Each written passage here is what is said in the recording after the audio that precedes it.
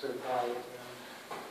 Basically, it was just a rough idea of what mental health would be like for an individual in the workspace. I didn't want to kind of create it to be too chaotic or too manic. I tried to keep it as simple as possible. But we're open for discussion now with the question, what would you have done as a manager in that situation?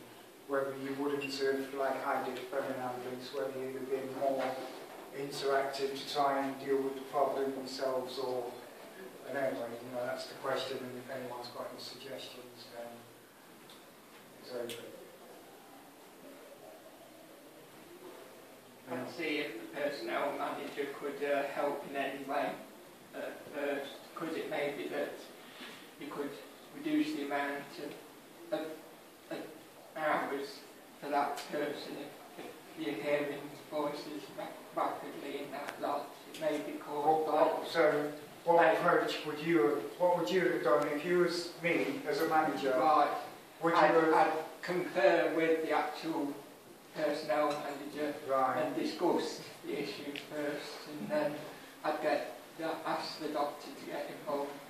So, with that, you would, saying that, I'm not disrespecting your suggestion, you'd leave Don hiding under the table. No, I wouldn't. I'd ask the personnel manager to deal with it.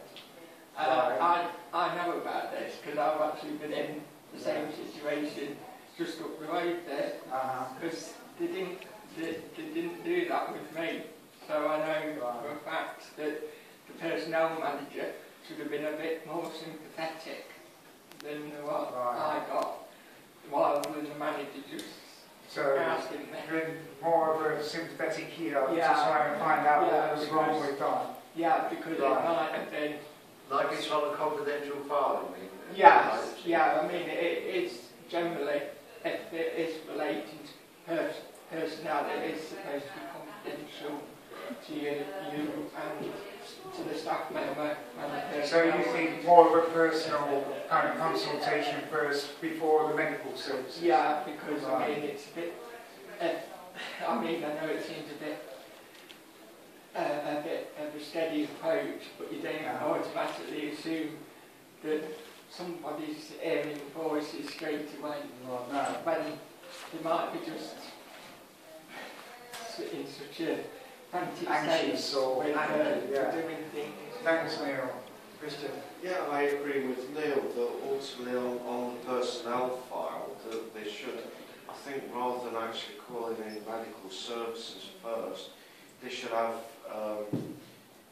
the next of kin on the file that should be contacted on that basis, because ultimately if someone actually hasn't got the, if someone actually loses their mind, then ultimately the decision over what actually happens to that individual should then lie with the next of kin before medical services be involved. Can I just offer something and actually say that it's not lost in mind, it's just hearing voices, which, if you're familiar with that, is something that actually can become concerned with by that person with the right help. And that it is not the crisis that some people think necessarily it is. Though in Don's case, it was overwhelming for him, and he was being taken to a place of safety. So, I think every situation is different as well, isn't it? Because, as I said at the beginning, I tried to keep it as simple as possible. With mental health and mental illness, there's also that fear of a person becoming violent as well. And I didn't want to dramatise that too much because limited space. But yeah, Loris. Some physical illness do pain. Some of these pain. Extreme dehydration is it a classic example. Can't think of anything out now.